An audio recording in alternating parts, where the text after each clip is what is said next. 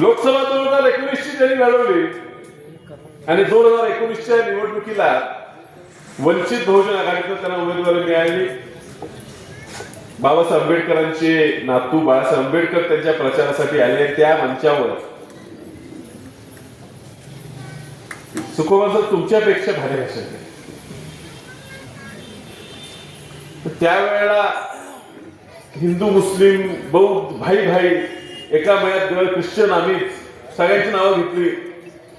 सगळे आपण एकत्र केलं पाहिजे. आणि ही विधानसभेची निवडणूक आहे आणि निवडणूक झाल्यावर काय ते वेगळंच बोलायला चालू केलं.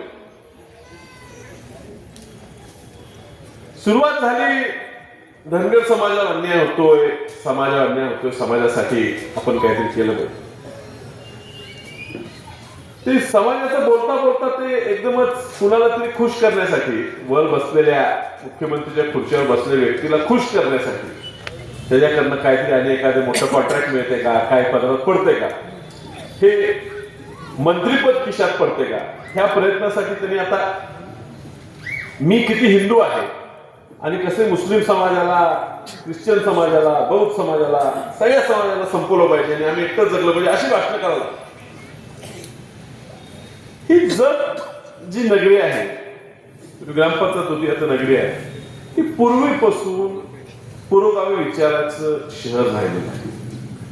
सरांनी सांगितलं, अजून जानकर साहेब बोलणार आहे तर ते तुम्हाला चांगले मुद्दे मांडतील. तरी सांगितलं पूर्वी एकामेकाच्या कार्यक्रमाला जात असताना 12 किलोमीटर सुद्धा ह्या गावात आहे, बाजारपेठेत आहे, प्रत्येक समाजाची लोक ह्या ठिकाणी राहिली. मुस्लिम समाज ह्या ठिकाणी मोठ्या प्रमाणात आहे, लिंगायत समाज ह्या ठिकाणी मोठ्या प्रमाणात आहे.